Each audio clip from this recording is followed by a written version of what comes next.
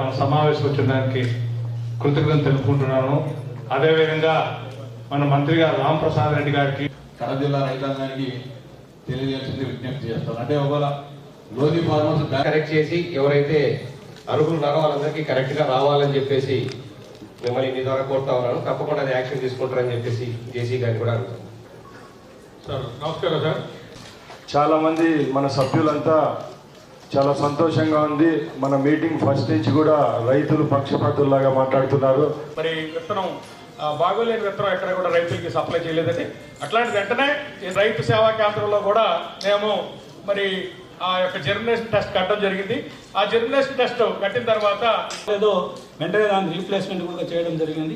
అలాగే దీంతో పాటు పచ్చిరొట్ట ఎరువు విత్తనాలు కూడా దాదాపు 2500 క్వింటాలు. దాంట్లో roads under ground drainage system అని చెప్పి డెవలప్మెంట్ అని చెప్పి వర్క్ జరుగుతున్నాయి సార్. దాంట్లో చాలా లో క్వాలిటీ జరిగిందని చెప్పి కంప్లైంట్స్ ఉన్నాయి సార్. ఒక్కసారి మీరు ఎంక్వైరీ చేయాలని చెప్తున్నాను.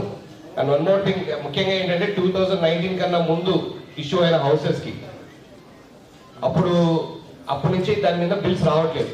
బేస్మెంట్ లెవెల్లో ఉన్నాయి కానీ కొంతమంది పూర్తి చేసుకోవడం చేరిపోవడం కూడా జరిగింది. ఇవన్నీ జరిగినా కూడా ఇన్ని ఇయర్స్ తర్వాత వాళ్ళకి లబ్ధిదారులకు డబ్బు రావట్లేదు.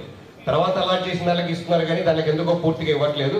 అది కూడా ఒకసారి సార్ట్అవుట్ చేసి ముందు అవి ప్రయారిటీ బేసిస్ కింద, ఎందుకంటే చాలా రోజులు అయ్యింది. కొద్దిమంది ఆకలేక ఇల్లు కట్టే